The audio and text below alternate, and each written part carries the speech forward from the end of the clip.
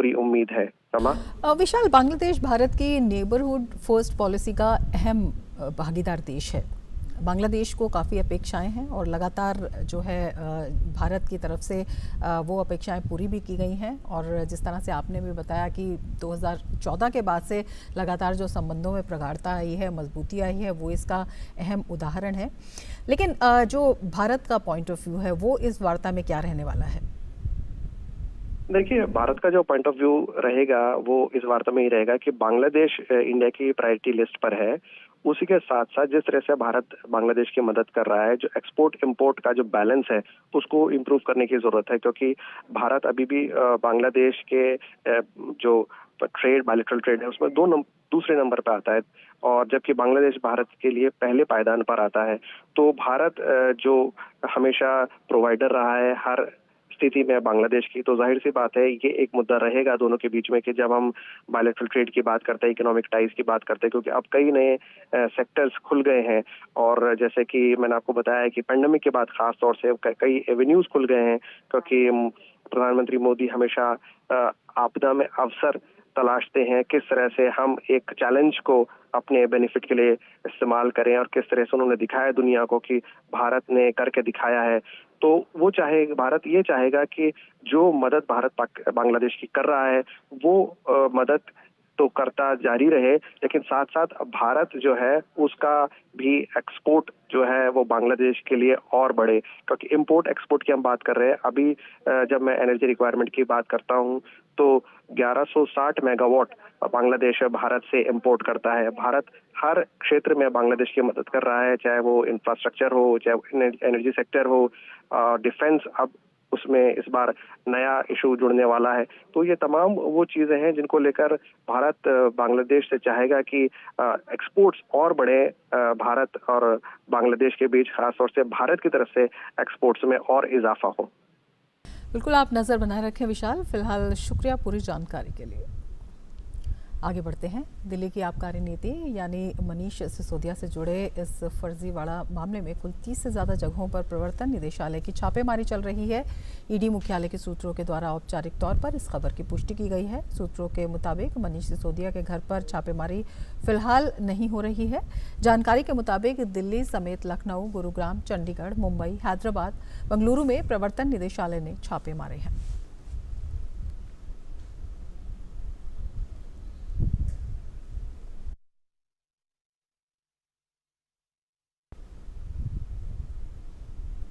दिल्ली सरकार की नई आबकारी नीति को लेकर सीबीआई के बाद अब प्रवर्तन निदेशालय ने भी कार्रवाई शुरू कर दी है। इसी सिलसिले में केंद्रीय एजेंसी आज दिल्ली के जोरबाग में व्यवसायी समीर महिंद्रू के आवास पर छापेमारी कर रही है। आज ईडी दिल्ली सहित 30 जगहों पर छापेमारी कर रही है।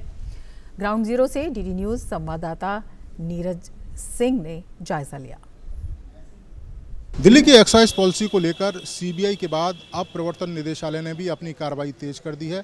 प्रवर्तन निदेशालय ने इसमें मनी लॉन्ड्रिंग के तहत मामला दर्ज किया है और देश भर में 30 से ज़्यादा ठिकानों पर प्रवर्तन निदेशालय की टीम छापेमारी की कार्रवाई कर रही है। दिल्ली के जोरबाग में 207 जोरबाग पर भी जो प्रवर्तन निदेशालय है उसकी टीम पहुंची है यहाँ पर। और आपको बता दें कि ये जो घर है वो मैसर्स इंडो स्पिरिट्स के एमडी समीर महिंद्रू का है और सीबीआई की एफआईआर में भी समीर महिंद्रू का नाम था।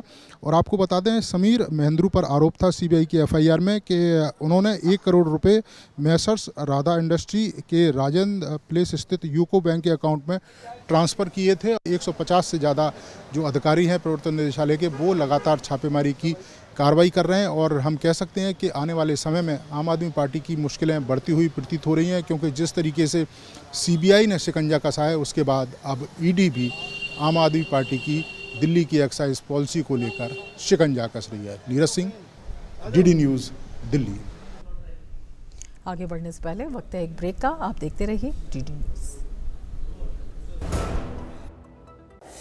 An enchanting landscape, a myriad of adventures, an insight into spirituality, a glimpse of history. Experience the diversity. Ladakh Tourism. Discover yourself. पेड़ लगाओ, पानी बचाओ, जनसंख्या को जनबाढ़ न बनाओ। IME Sahibabad, Ghaziabad, NCR। 27 years of excellence in higher education offers Radhika scholarship up to 50% of college fees. इन शहरी बस्तियों में अब राष्ट्रीय शहरी स्वास्थ्य मिशन हरियाणा के तहत शहरी प्राथमिक स्वास्थ्य केंद्रों के माध्यम से गर्भवती की जांच व सुरक्षित प्रसव की मुफ्त सुविधा उपलब्ध करवाई जाती है, ताकि आपकी ममता और खुशियां कायम रहें। तो याद रखिए, गर्भवती का नाम तुरंत दर्ज करवाएं, उसकी पूरी देखभाल करें और डिलीवरी अस्पताल में ही करवाएं। बधाई हो। राष्ट्रीय शहरी स्वास्थ्य मिशन हरियाणा, स्वस्थ बने जीवन, हर बस्ती हर आंगन।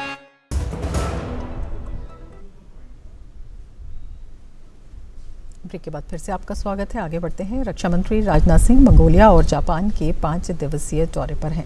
रक्षा मंत्री राजनाथ सिंह ने आज मंगोलिया के राष्ट्रपति यू कुरेलसुक के साथ मुलाकात की। भारत के किसी रक्षा मंत्री की मंगोलिया की ये पहली यात्रा है। इस दौरान रक्षा मंत्री राजनाथ सिंह ने कहा, हम मंगोलिया के साथ अपनी बहुआयामी सामरिक साझेदारी को और मजबूत करने के लिए पूरी तरह प्रतिबद्ध हैं। रक्षा मंत्री ने मंगोलिया के रक्षा मंत्री लेफ्टिनेंट जनरल सेखान बयार के साथ भी मुलाकात की। भारत मंगोलिया रक्षा सहयोग को और गति देने पर दोनों नेताओं के बीच गहन विचार विमर्श किया गया। भारत और मंगोलिया एक सामरिक साझेदारी साझा करते हैं और रक्षा इस साझेदारी का एक प्रमुख स्तंभ है। रक्षा मंत्री राजनाथ सिंह ने मंगोलिया के संसद के अध्यक्ष के साथ भी मुलाकात की।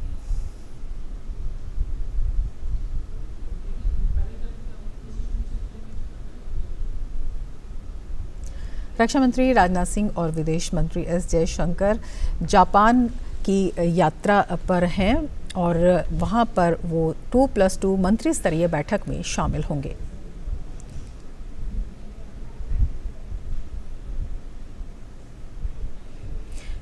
विदेश मंत्री एस जयशंकर अपने जापानी समकक्ष योशिमासा हायाशी और राजनाथ सिंह अपने समकक्ष यासुकाजु हमदा के साथ मंत्री स्तरीय बैठक करेंगे। भारत जापान विशेष रणनीतिक और वैश्विक साझेदारी लोकतंत्र, स्वतंत्रता और कानून के शासन के सम्मान के साझा मूल्यों पर आधारित है। 2+2 संवाद के दौरान द्विपक्षीय रक्षा और सुरक्षा सहयोग को और बढ़ाने के तौर तरीकों पर विचार विमर्श के साथ साथ हिंद प्रशांत क्षेत्र के घटनाक्रम पर भी चर्चा होने की उम्मीद है।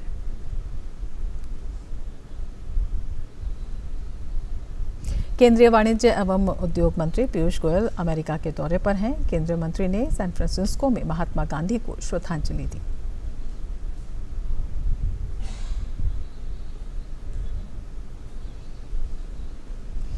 केंद्र सरकार जम्मू कश्मीर के विकास के लिए प्रतिबद्ध है। इसी कड़ी में केंद्रीय मंत्री जितेंद्र सिंह जम्मू में एक मेडिकल कैंप का उद्घाटन कर रहे हैं। ये सीधे दृश्य जम्मू से, जहां पर केंद्रीय मंत्री जितेंद्र सिंह एक मेडिकल कैंप का उद्घाटन कर रहे हैं।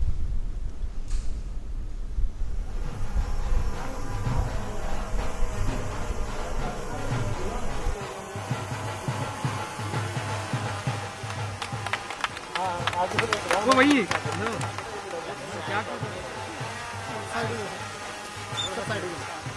थोड़ा साइड ले लो सर। तो लगातार विकास की योजनाएं लागू की जा रही हैं और उसी के तहत केंद्रीय मंत्री जितेंद्र सिंह ने एक मेडिकल कैंप का जम्मू में उद्घाटन किया। आगे बढ़ेंगे। केंद्रीय वाणिज्य एवं उद्योग मंत्री पीयूष गोयल ने सैन फ्रांसिस्को में foundation for India and Indian diaspora studies और global Indian technology professionals association के नेताओं के साथ बातचीत की। वाणिज्य मंत्री ने तकनीक समुदाय से भारत के विकास में अपनी भागीदारी सुनिश्चित करने के लिए और भारत में निवेश और संचालन स्थापित करने का आग्रह किया।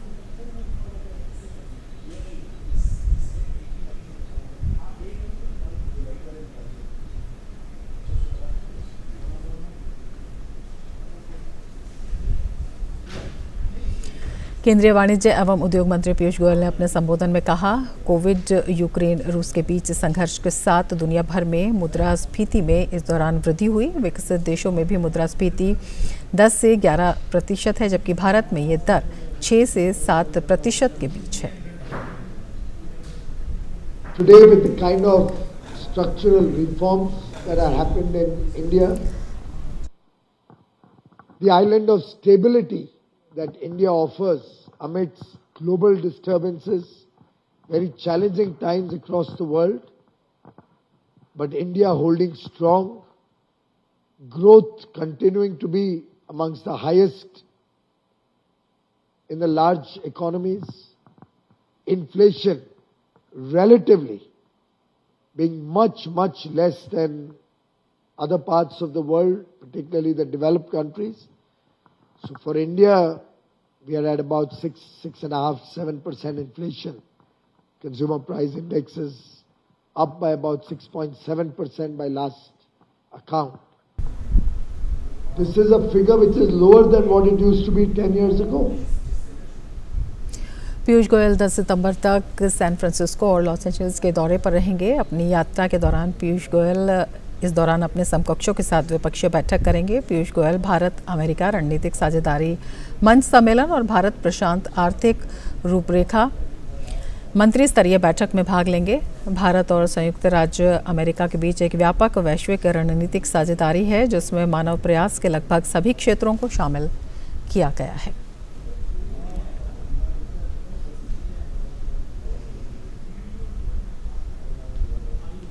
केंद्रीय गृह एवं सहकारिता मंत्री अमित शाह ने राष्ट्रीय सहकारिता नीति दस्तावेज का प्रारूप तैयार करने के लिए एक राष्ट्रीय समिति के गठन की घोषणा की है।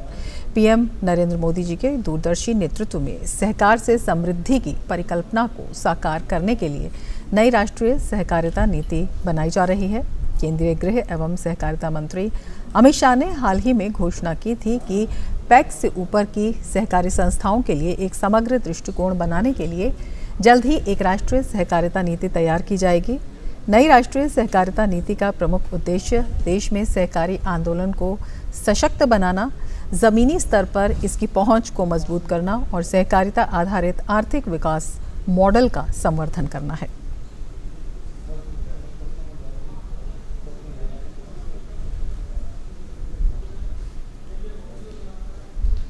आर्थिक रूप से कमजोर सामान्य श्रेणी के अभ्यर्थियों को 10% आरक्षण के खिलाफ दायर याचिकाओं पर सुप्रीम कोर्ट की 5 जजों की संविधान पीठ ने आज सुनवाई की। सीजेआई यूयू ललित की अध्यक्षता वाली बेंच ने वकील गोपाल शंकर नारायण को निर्देश दिया कि वे सभी पक्षों से बात कर सुनवाई के मुद्दे गुरुवार को सुप्रीम कोर्ट के सामने रखें। कोर्ट ने कहा वो पहले मामले में 5 दिन सुनवाई करेगा। याचिकाओं में शिक्षा और सरकारी नौकरियों में इस आरक्षण को लागू करने के लिए लाए गए 103वें संविधान संशोधन अधिनियम को रद्द करने की मांग की गई है। विदेश मंत्री डॉक्टर एस जयशंकर ने आज ऑस्ट्रेलिया भारत नेतृत्व वार्ता 2022 को संबोधित किया। अपने संबोधन में विदेश मंत्री ने कहा, भारत ऑस्ट्रेलिया के हिंद प्रशांत महासागर की पहल का जोरदार समर्थक रहा है। The two countries may have long interacted in ASEAN-led forums, Commonwealth, Indian Ocean Rim Association, etc. But stronger leadership and more open exchanges have brought out the mutual benefits of closer cooperation and coordination. Australia has been an early and vigorous supporter of India's Indo-Pacific Oceans Initiative. In fact, the big change has been the realization that a stronger bilateral relationship today allows the two nations to contribute much more effectively at a regional and at a global level. विदेश मंत्री doctor S Jaishankar ने यह भी कहा कि वैश्विक वस्तुओं में कमी को भारत और ऑस्ट्रेलिया द्वारा द्विपक्षीय रूप से और साथ ही बड़े प्रारूपों में मिलकर काम करने की मांग की गई है। But it is really the realm of politics and strategy that the transformation has been the sharpest.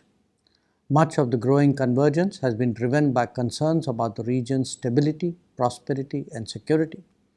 The deficit in global goods has sought to be addressed by India and Australia, working together bilaterally as well as in larger formats. This reflects their shared concern about respect for international law and a rules-based order. The two countries may have long interacted in ASEAN-led forums, Commonwealth, Indian Ocean Rim Association, etc. But stronger leadership and more open exchanges have brought out the mutual benefits of closer cooperation and coordination.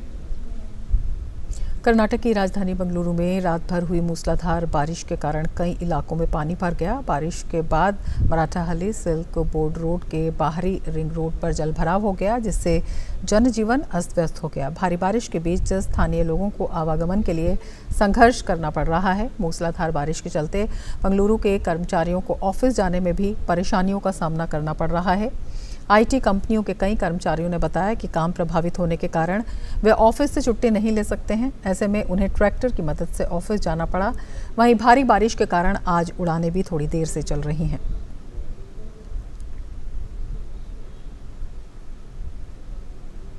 और अब नजर डालते हैं corona संक्रमण के ताज़ा आंकड़ों पर। स्वास्थ्य और परिवार कल्याण मंत्रालय के मुताबिक देश भर में पिछले 24 घंटों में 4,417 मामले दर्ज किए गए। वहीं पिछले 24 घंटों में 6,032 मरीज उपचार करवाकर स्वस्थ हो चुके हैं, जिसके बाद देश में रिकवरी रेट 98.69% हो गया है। वहीं साप्ताहिक पॉजिटिविटी रेट वर्तमान में 2.06% दर्ज किया गया। दैनिक पॉजिटिविटी रेट 1.20% दर्ज किया गया। देश में टीकाकरण का आंकड़ा भी तेजी से बढ़ रहा है। कोविड महामारी के खिलाफ सबसे प्रभावी हथियार के रूप में शुरू किए गए टीकाकरण अभियान के तहत देश में अब तक 213.72 करोड़ से अधिक टीकों की खुराक दी जा चुकी है। पिछले 24 घंटों में 19,93,000 से अधिक टीके लगाए गए। टीकाकरण अभियान देश में लोगों की कोविड से सुरक्षा का एक महत्वपूर्ण माध्यम है और इसकी उच्च स्तर पर लगातार समीक्षा और निगरानी की जा रही है। ब्रिटेन के प्रधानमंत्री पद का चुनाव जीतने के बाद सत्तारूढ़ कंजर्वेटिव पार्टी की लिज ट्रस आज प्रधानमंत्री पद की शपथ लेंगी। लिज ट्रस आज महारानी एलिजाबेथ से मुलाकात करेंगी, जहां महारानी उन्हें सरकार गठन का निमंत्रण देंगी। ब्रिटेन के इतिहास में लिज ट्रस प्रधानमंत्री पद ग्रहण करने वाली तीसरी महिला प्रधानमंत्री हैं। ट्रस ऐसे समय में कार्यभार संभाल रही हैं जब ब्रिटेन बढ़ती महंगाई और अपने सबसे खराब जीवन यापन संकट से जूझ रहा है। विदेश मंत्री डॉक्टर एस जयशंकर ने ब्रिटेन की नई प्रधानमंत्री चुने जाने पर लिज ट्रस को बधाई दी है। ट्विटर पर दिए अपने बधाई संदेश में डॉक्टर एस जयशंकर ने कहा कि यूके कंजर्वेटिव पार्टी के नेता के रूप में चुने जाने पर लिज ट्रस को बधाई। भारत ब्रिटेन सहयोग को बढ़ाने के लिए आपकी प्रतिबद्धता सर्वविदित है। विश्वास है कि आपके नेतृत्व में हमारे संबंध और मजबूत होंगे।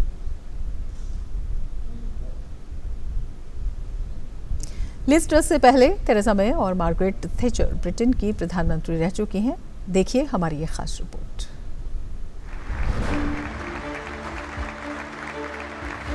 लिज ट्रस ब्रिटेन की नई प्रधानमंत्री चुन ली गई हैं।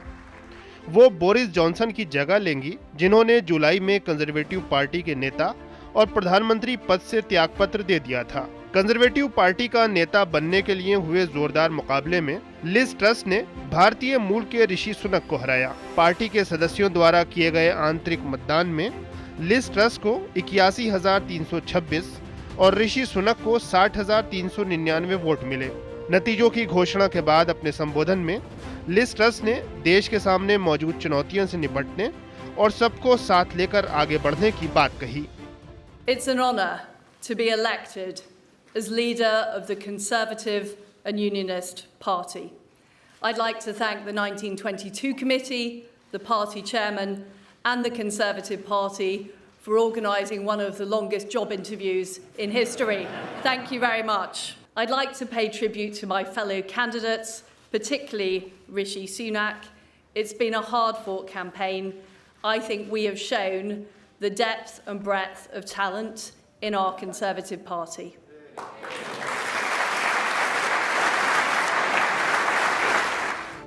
उधर ऋषि सुनक ने नतीजों की घोषणा के बाद ट्वीट करके उन सभी का शुक्रिया अदा किया जिन्होंने उनके लिए मतदान किया। ऋषि सुनक ने कहा कि वो पहले ही कहते रहे हैं कि कंजर्वेटिव सदस्य एक परिवार की तरह हैं।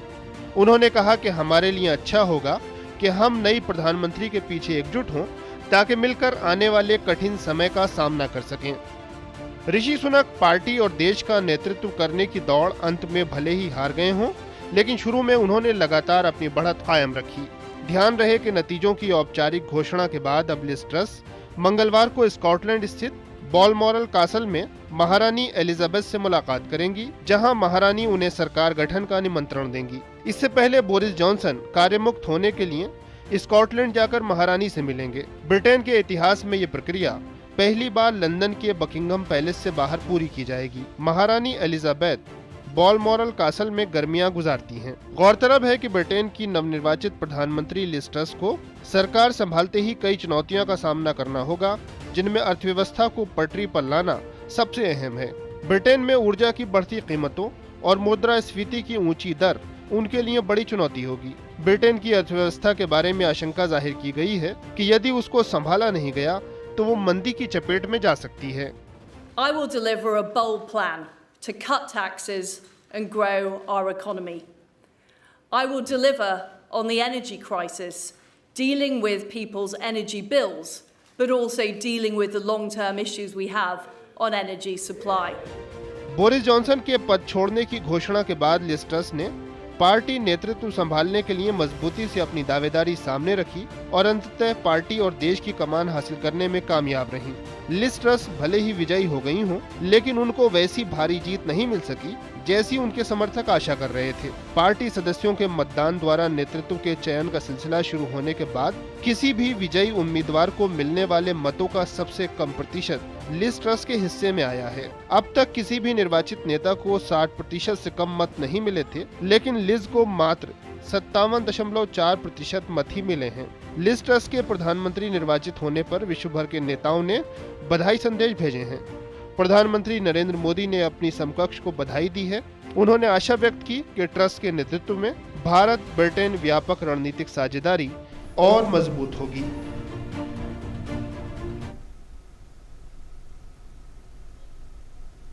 ब्रिटेन की गृह मंत्री प्रीति पटेल ने मंत्रिमंडल से इस्तीफा दे दिया। ट्रस को कंजर्वेटिव पार्टी का नेता चुने जाने के कुछ घंटों बाद ही प्रीति पटेल ने इस्तीफा दे दिया। इसके साथ ही उन्होंने लिज ट्रस को देश के नए नेता के रूप में चुने जाने पर बधाई दी और नए रूप में उन्हें अपना समर्थन देने का वादा किया। पटेल ने अपने इस्तीफे में कहा कि बीते 3 वर्षों से ब्रिटेन के गृह मंत्री के रूप में काम करना उनके लिए सम्मान की बात है। आगे बढ़ते हैं। पाकिस्तान में विनाशकारी बाढ़ में मृतकों की संख्या बढ़कर 1300 से अधिक हो गई है। पाकिस्तान के राष्ट्रीय आपदा प्रबंधन प्राधिकरण के मुताबिक मानसून की बारिश के कारण आई बाढ़ से संबंधित दुर्घटनाओं में 12,703 लोग घायल भी हुए हैं। संयुक्त राष्ट्र शरणार्थी एजेंसी ने बाढ़ से प्रभावित पाकिस्तान के लिए अति आवश्यक राहत सामग्री भेजी है। संयुक्त राष्ट्र शरणार्थी उच्चायोग के 2 विमान दक्षिणी बंदरगाह शहर कराची पहुंचे और आज ही 2 और विमानों के वहां उतरने की उम्मीद है। चीन के दक्षिण पश्चिमी सिचुआन प्रांत की लुटिंग काउंटी में सोमवार को 6.8 तीव्रता का जोरदार भूकंप आया, जिसमें मरने वालों की संख्या बढ़कर 46 से अधिक हो गई।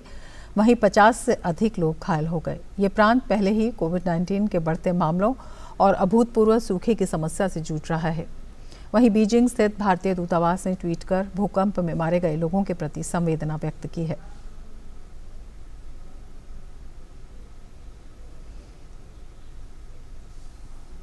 बुलेटिन में अब वक्त है एक ब्रेक का। आप देखते रहिए डीडी न्यूज़।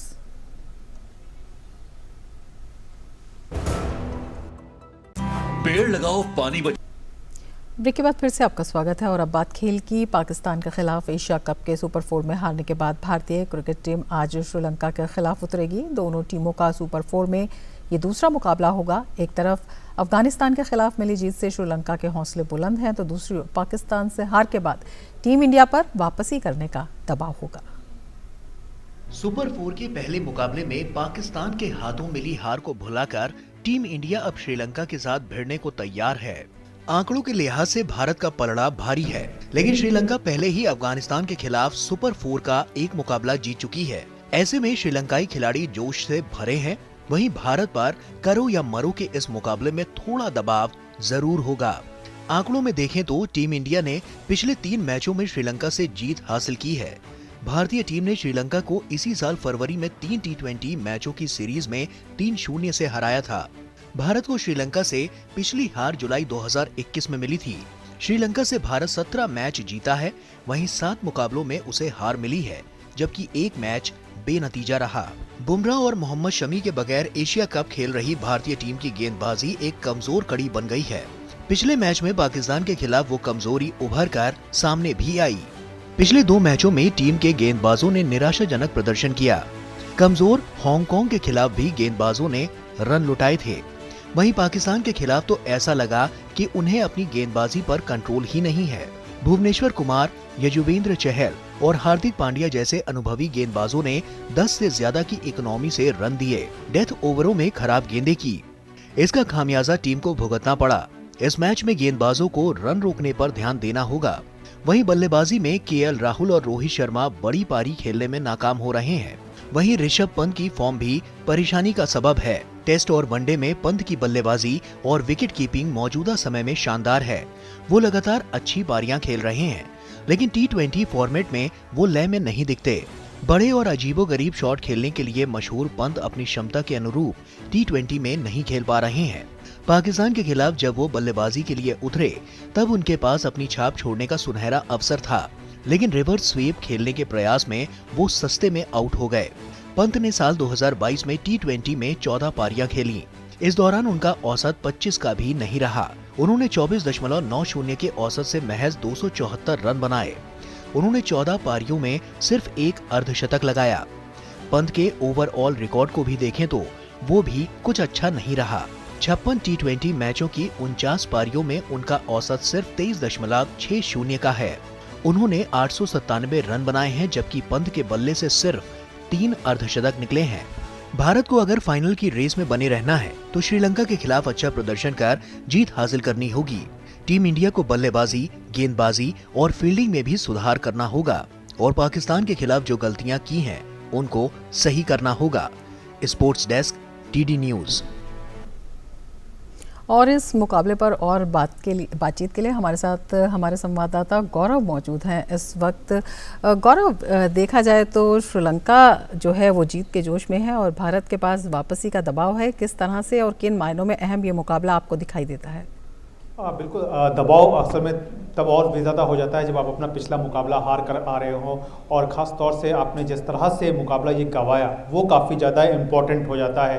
वहीं दूसरी तरफ अगर श्रीलंका की बात करें तो टीम ने उसकी शुरुआत टीम की जो थी वो अच्छी भले ही ना रही हो, लेकिन बाद में टीम ने जिस तरह से बैकअप किया है अपने आप को, बांग्लादेश के खिलाफ पहले जीत हासिल की और उसके बाद अफगानिस्तान को सुपर 4 के मुकाबले में हराया, तो जाहिर तौर पर श्रीलंका जो है वो अपने कॉन्फिडेंस को गेन अप कर रहा है। वहीं भारतीय टीम के लिए अपनी छोटी छोटी जो कमियाँ हैं उन पर कहीं ना कहीं टीम को ध्यान देना होगा। सबसे ज़रूरी पहलू यह है कि टीम को अपने प्लेइंग 11 का जो चुनाव करना होगा उसमें बहुत ज़्यादा सावधानी बरतनी होगी और उसमें ये देखना होगा कि आपका जो बेस्ट प्लेइंग 11 जो है वो क्या कुछ निकल करके आ सकता है। इसके अलावा अगर आप देखें तो खासतौर से रवींद्र जडेजा के जाने के बाद से जो टीम का जो कॉम्बिनेशन है उसमें कहीं ना कहीं एक जो दिक्कत है वो सामने आ रही है, जिसकी वजह से हमने देखा कि पिछले मैच में टीम ने 3 बदलाव किए जहां दिनेश कार्तिक को भी टीम से बाहर रखा गया। तो ये जब आप इतने सारे बदलाव करते हैं तो ये कहीं ना कहीं आप ऑपोजिशन टीम जो होती है उसको एक मौका भी देते हैं कि उनको भी ये समझ में आता है कि शायद सामने वाली टीम जो है वो काफ़ी इस समय दबाव में है और इसलिए उन्हें नहीं समझ में आ रहा है कि क्या कुछ एक सटीक जो प्लेइंग 11 हो वो सामने हो सकता है। तो इन सब बातों का जाहिर तौर पर टीम को ध्यान रखना होगा। इसके अलावा जो गेंदबाजी का पक्ष है उसमें टीम को काफ़ी अपने आप को बेटर रूप से सामने लाना होगा। साथ ही साथ अपनी जो एक बड़े शॉट्स हैं जो बल्लेबाज जो इस टीम के खेलते आए हैं उन पे कहीं ना कहीं अपने आप को सही तरीके से सामने रखना होगा। रमा, गौरव, इन सब बातों को देखते हुए टीम इंडिया कितनी तैयारी के साथ उतर रही है इस मैच में?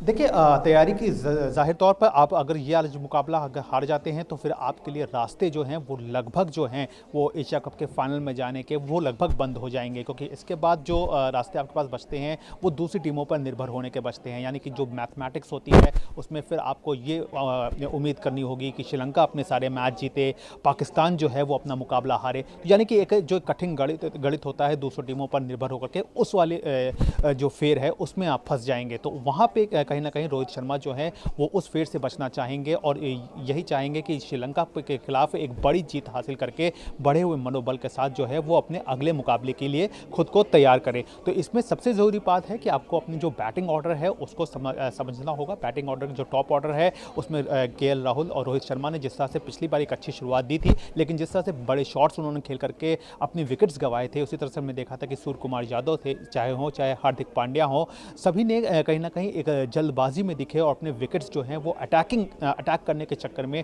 अपने जो है विकेट्स गंवा दिए। तो इन कमियों पर काम करना होगा। साथ ही साथ जो आपकी गेंदबाजी है, गेंदबाजी में हमने देखा कि पिछली बार काफ़ी युजवेंद्र चहल जो थे वो काफ़ी महंगे साबित हुए थे, तो इसमें भी आपको देखना होगा कि आपने जब रिप्लेसमेंट के तौर पर रविंद्र जडेजा के रिप्लेसमेंट के तौर पर आप अक्षर पटेल को लेकर के आए हैं, तो शायद आज हम देख सकते हैं कि यहाँ पे अक्षर पटेल को जो है वो मौका मिले। तो अगर इन छोटी छोटी कमियों पर टीम वर्कआउट करती है तो मुझे नहीं लगता कि आज श्रीलंका के खिलाफ आपको कोई बहुत बड़ी दिक्कत पेश आने वाली है, क्योंकि श्रीलंका के खिलाफ आपका T20 रिकॉर्ड वैसे भी अच्छा है और हाल फिलहाल के उसमें रिकॉर्ड में अगर देखें तो तब भी आप जो हैं वो श्रीलंका पर बढ़त हासिल किए हुए हैं। रमा, बिल्कुल, पिछले 3 मैचों में टीम इंडिया श्रीलंका से जीती है। ऐसे में दोनों ही टीमों की कोशिश जो है वो क्या रहेगी आज?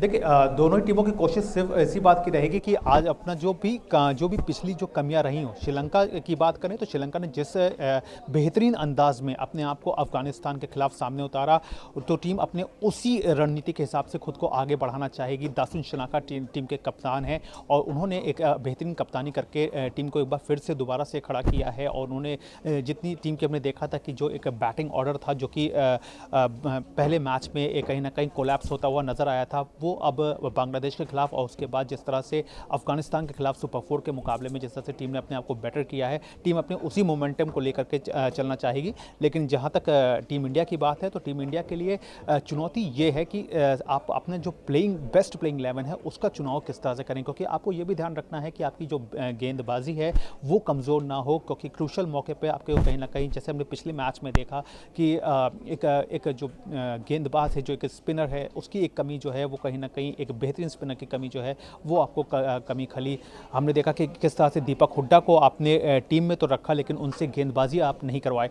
तो ये जो जब समीकरण इस तरह के सामने बनते हैं तो इन सब पहलुओं पर कहीं ना कहीं रोहित शर्मा जो है वो आज टीम मैनेजमेंट के साथ बैठेंगे और इस बात को लेकर के कहीं ना कहीं टीम की तैयारी होगी कि आपकी गेंदबाजी के साथ साथ आपकी जो बल्लेबाजी है उसमें एक स्ट्रेंथ आए, साथ ही साथ फील्डिंग जो है वो एक बड़ा, क्योंकि T20 का फॉर्मेट इतना छोटा है कि यहाँ पे आपकी छोटी सी भी अगर एक भी कोई गलती होती है तो वो विरोधी खेमे के लिए काफ़ी फ़ायदेमंद साबित होती है 2 तरीके से। एक तो उनका मनोबल बढ़ता है, दूसरा उनके स्कोरिंग कार्ड जो है उसमें बढ़ोतरी होती है। तो इन सब गलतियों से कहीं ना कहीं टीम जो है वो अपने आप को बचा करके रखना चाहेगी और अगर इन कमियों पर टीम पार पा लेती है तो आज हम उम्मीद कर सकते हैं कि यहाँ पर भारतीय टीम जो है वो श्रीलंका के खिलाफ अपने जो एक अच्छा रिकॉर्ड है उसको कायम रख सके। रमा, बहुत शुक्रिया गौरव, आप नज़र बनाए रखें। फिलहाल शुक्रिया पूरी जानकारी के लिए। आगे बढ़ते हैं। स्पेन के दिग्गज टेनिस खिलाड़ी राफेल नडाल चौथे दौर में हारकर US ओपन से बाहर हो गए हैं। राफेल नडाल को अमेरिका के फ्रांसिस टियाफोए ने 6-4, 4-6, 6-4, 6-3 से मात दी। गौरतलब है कि साल 2022 में ग्रैंड स्लैम प्रतियोगिता में राफेल नडाल को पहली बार हार का सामना करना पड़ा है।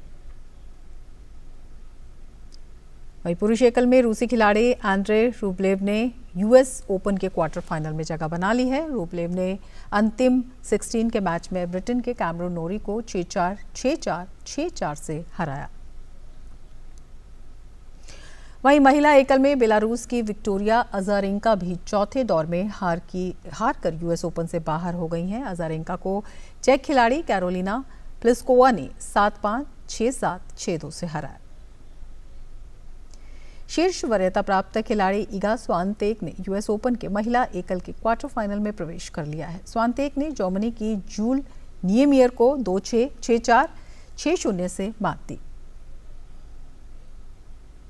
8वीं वरीयता प्राप्त खिलाड़ी अमेरिका की जेसिका पेगुला ने भी महिला एकल के क्वार्टर फाइनल में जगह बना ली है। पेगुला ने 21वीं वरीयता प्राप्त चेक खिलाड़ी पेट्रा क्विटोवा को 6-3, 6-2 से मात दी।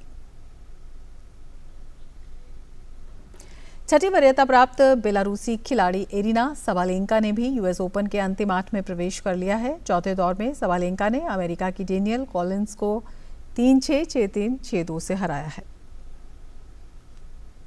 गणपति बप्पा पूरे धूमधाम के साथ हमारे घरों में और पूजा पंडालों में पधारे हैं। महाराष्ट्र समेत देश भर में गणेश उत्सव की जबरदस्त रौनक है। एक से बढ़कर एक और अलग अलग मनमोहक रूप में गजानन की स्थापना की गई है। कहीं पुलिस की वर्दी में गणेश जी आए हैं तो कहीं क्रिकेट खिलाड़ी के रूप में बैटिंग कर रहे हैं।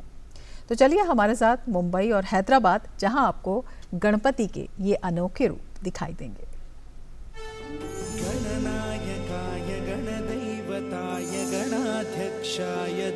गणेश उत्सव की जो धूम महाराष्ट्र में दिखाई देती है वो कहीं और नहीं। गणेश चतुर्थी पर यहाँ लगभग हर घर में गणपति की स्थापना होती है।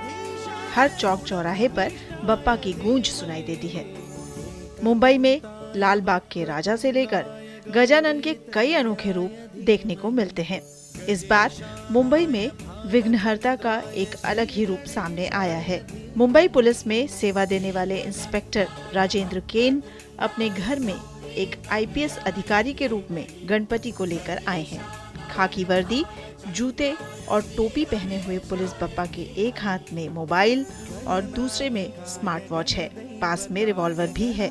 श्री गणेश नाम के नए प्रभारी अधिकारी को इस रूप में लाने के पीछे इनका एक खास मकसद है। मैं एक इंस्पेक्टर है और इंस्पेक्टर हम पुलिस काम करते थे, हमें बहुत बार समाज सेवा होती है हमारे यहाँ से, तो उसी हिसाब से मैंने कंसेप्ट लाया है कि अपने कुछ जो लोगों में गणपति के बारे में बहुत भावना है, आदर है, तो मैंने ऐसा सोचा कि गणपति के थ्रू हम कुछ संदेश देंगे तो लोगों तक वो पहुंचेगा।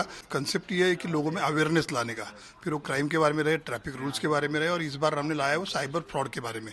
जो साइबर फ्रॉड ज़्यादा तरीके से बढ़ रहे या लोग उसमें जो फंस रहे जैसे, तो उनको सावध करने का मेरा बापा इस बार प्रयास कर रहा है। राजेंद्र केन विलेपार्ले पुलिस स्टेशन में तैनात हैं। अपराध और अपराधियों को सबक सिखाने वाले ये अधिकारी समाज सेवा भी करते हैं। उनके पुलिस बप्पा के इस अवतार ने लोगों का दिल जीत लिया है। एक फ्रंटलाइन वर्कर की तरह जिस अंदाज में श्री गणेश का ये रूप तैयार किया गया है वो लोगों को खूब पसंद आ रहा है। मूर्ति के आसपास साइबर फ्रॉड से बचने के लिए कुछ संदेश भी लिखे गए हैं। महाराष्ट्र में गणपति को लेकर लोगों में जो आदर और आस्था है, उसी भावना को ध्यान में रखकर ये प्रतिमा बनाई गई है ताकि पुलिस बप्पा के आदेश और उनकी सलाह को लोग गंभीरता से लें।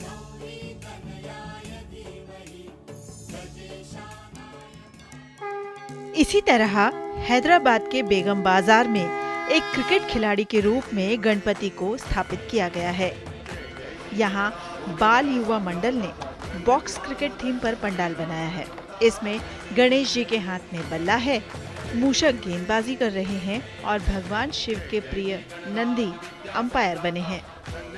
इस बार हमने बॉक्स क्रिकेट का थीम चुना क्योंकि एक यूथ को अट्रैक्ट करने के लिए काफ़ी अभी बॉक्स क्रिकेट का क्रेज़ चल रहा है यूथ में। नाइट क्रिकेट जा कर के सब लोग खेल रहे, तो हमने यहाँ पर बनाया। देखिए, आप देख सकते हैं कि बॉक्स टाइप में पूरा है ना मंडप को डेकोरेट किया गया है, जिसमें गणेश जी बैटिंग कर रहे हैं और उनके जो वाहन है मूषक राज जी वो बॉलिंग कर रहे हैं, और हमने नंदी जी को जो शिव जी की सवारी है उनको एम्पायर के रूप में चुना है यहाँ पे।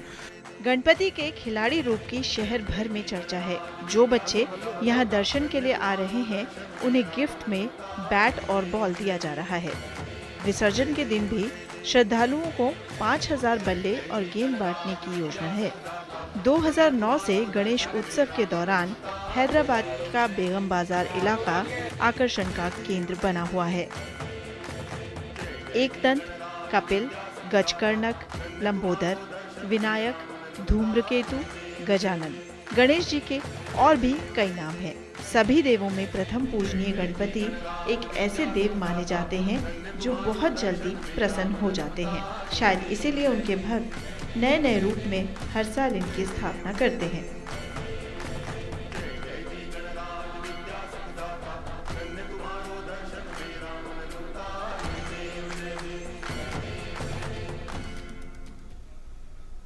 इसके साथ ही इस बुलेटिन में फिलहाल इतना ही। नमस्कार।